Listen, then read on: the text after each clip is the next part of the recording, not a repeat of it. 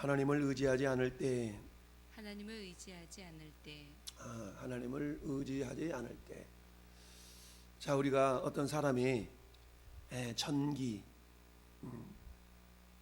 그 기록 영화, 뭐 이런 그런 내용들을 이렇게 기록하게 되면 주로 그 사람이 아름다운 모습만 기록하게 되죠.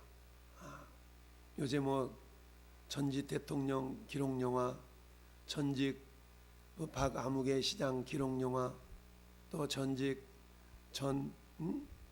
무슨 법무부 장관 뭐 기록 영화, 이런 뭐 기록 영화들이 자주 등장을 하죠. 그 특징은 뭡니까? 하나같이 그 사람들을 미화하는, 기록 영화라고 있는 그대로를 기록해야 되는데, 기록 영화는 있는 그대로 기록해야 되는데 그렇지 않냐고 어때요? 그저 아름답고 미화해서 그 사람의 모습이 정말 높여 보이도록 이렇게 제작을 하죠. 지금도 살아있는 사람에 대한 기록 영화가 나온다는 것 자체가 참 우습기도 하는데, 자, 근데 성경은 어때요? 성경 전체의 이야기는 예수님에 대한 이야기라고 그랬어요. His story, 예수님 이야기. 근데 예수님의 이야기를 기록해 감에 있어서 시대마다 하나님은 사람을 들어서 이렇게 사용하시곤 합니다. 그렇다면 예수님은 하나님이시니까 예수님 대학을 기록하기 위해서는 시대마다 그나마 좀 흠이 없고 온전하다 싶은 사람들을 이렇게 선택해서 짠, 하나님 이런 분이야 나가면 얼마나 좋겠어요. 근데 성경의 기록들을 보면 그렇지 않는 걸 보죠. 무슨 말씀입니까? 그야말로 있는 그대로, 추한 모습도 그대로, 또 아름다운 모습도 그대로, 뭔가 가감하지 아니하고 있는 그대로의 모습을 기록한 것을 보게 됩니다. 우리가 이스라엘의 성군 다윗의 이야기를 보고 들을 때도 역시 마찬가지죠. 성경은 다윗은 하나님의 마음에 합한 사람이었다라고 스데반 집사가 사도행전 7장에 기록할 때 그렇게 말하고 있는데, 근데 실상 다윗도 인간적인 연약함, 죄인으로서의 자기 자신의 안위를 생각하고자 거짓말하고 인간의 또 연약함으로 간음하게 되고 이런 내용들이 있었잖아요. 근데 이런 내용들을 가감하지 않냐고 성경은 다 기록하고 있다는 얘기죠. 왜 그럴까요? 하나님은 그러한 연약한 인간들까지도 하나님이 용서하시고 사랑하신다는 그 하나님의 사랑의 성품을 더 드러내기 위한 하나님의 모습이다라는 것을 볼 수가 있어요. 왜냐하면 만약에 하나님이 들어 쓰시는 사람이 전혀 흠도 없고 점도 없고 이런 사람이라면 보통 사람들인 저와 여러분들은 전혀 희망과 기대를 가질 수가 없죠. 그렇지만 아니 다윗도 이랬단 말이야? 아니 다윗도 거짓말치고 막 이랬네? 이런 생각을 갖게 되면 우리들도 일말에 희망 내지는 소망이 생기게 되죠. 다윗도 이랬다면 그렇다면 하나님 우리도 쓰실 수 있겠네, 그렇다면 우리도 하나님의 사랑을 받을 수 있겠네라는 그런 희망을 갖게 됩니다. 이게 첫 번째 목적이죠. 자, 두 번째 목적은 뭘까요? 하나님은 그러한 상황들을 통하여서 이런 일은 말세를 만난 우리에게 경계의 목적을 주시고자 합니다. 여러분 고린도전서 10장에 보면 사도 바울이 고린도 교회를 향해서 이스라엘 백성들이 광야에서 행했던 그리고 그 일로 말미암아 하나님의 심판을 받았던 내용들을 쫙 얘기하잖아요. 그들이 우상 숭배하다가 이렇게 망했다, 그들이 간음하다가 이렇게 망했다, 그들이 하나님의 말씀을 불순종하다 이랬다, 쫙 이런 내용들이 기록되어 있습니다. 그러면서 말하기를 그들에게 일어난 이런 일은 본보기가 되고 또한 말세를 만난 우리를 깨우치기 위하여 기록되었다라고 말씀하죠. 그러니까 그들의 어떤 연약한 모습들을 바라보면서 늘 말씀드리죠. 우리가 신앙생활을 잘할 수 있는 두 가지 비결. 첫째, 신앙생활 참 잘한다 싶은 사람들 바라보면서 뭐 한다고요? 나도 저렇게 해야 되겠다. 그러니까 신앙생활 잘하는 사람들을 뒤따라가면 신앙생활을 잘할 수가 있고요. 둘째, 신앙생활 못하는 사람들을 바라보면서 나는 저러지 말아야지 라고 생각하면 우리는 신앙생활을 잘할 수가 있는 겁니다. 이처럼 성경에 기록되어진 긍정적인 모습, 부정적인 모습들을 다 바라보면서 우리는 어때요? 긍정적인 모습을 다윗에게 있는 흠과 여러 가지 연약함들을 보면서 나는 그러지 말아야지, 우리는 그러지 말아야지 라고 그것을 본을 삼으면 됩니다.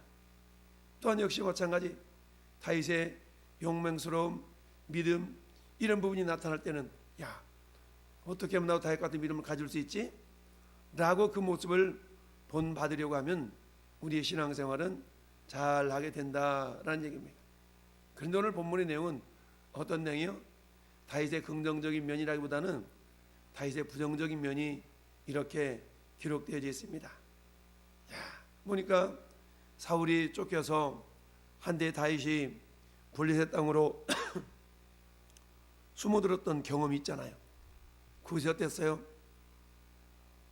아비멜렉에게 미친 채 하면서 침을 질질 흘리면서 그 위험을 피했던 적이 있잖아요.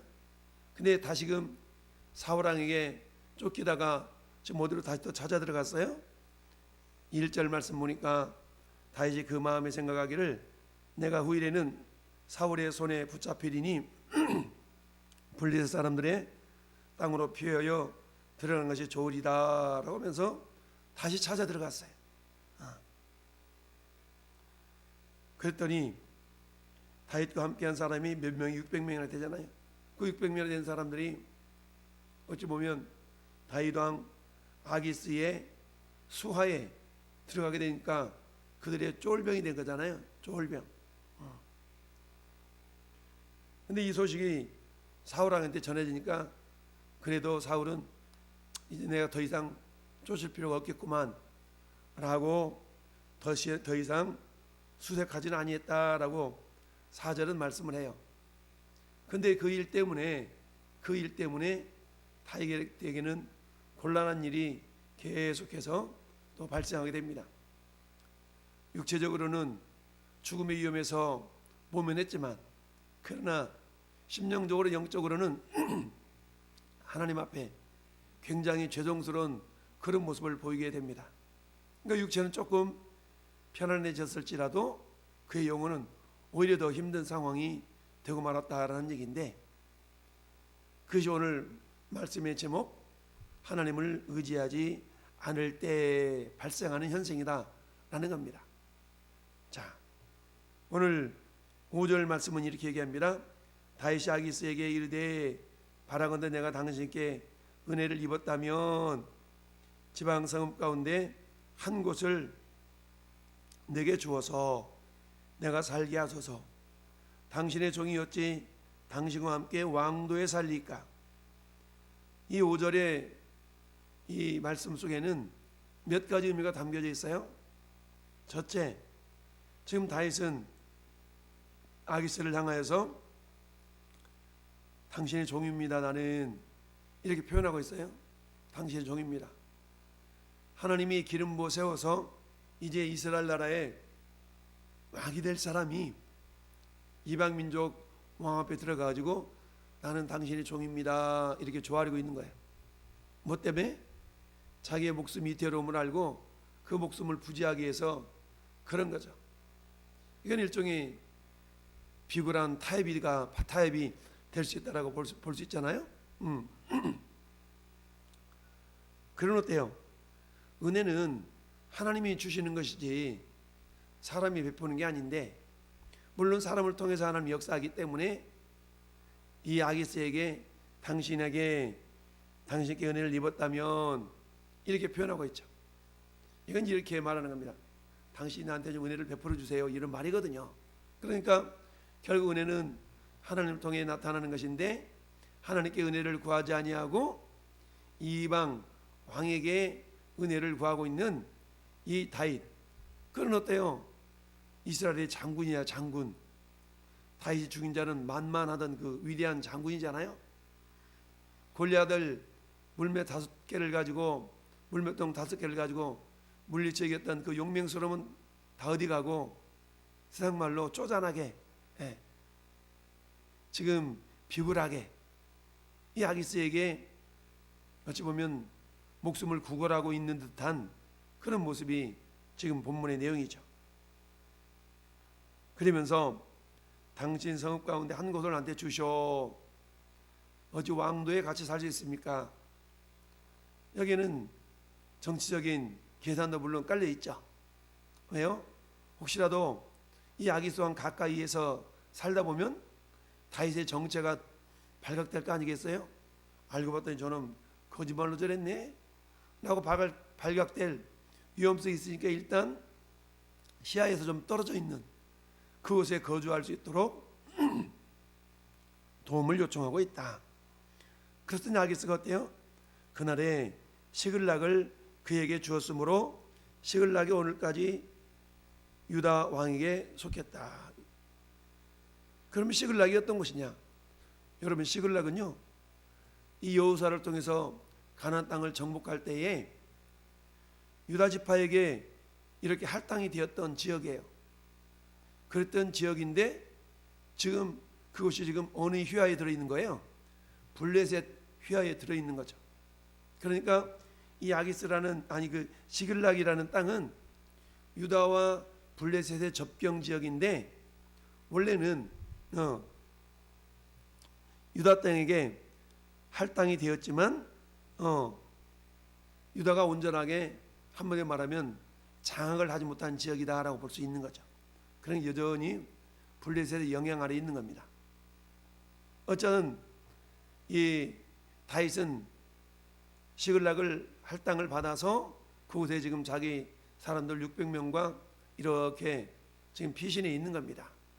그러면 속으로는 그렇겠죠. 야, 이제 됐다.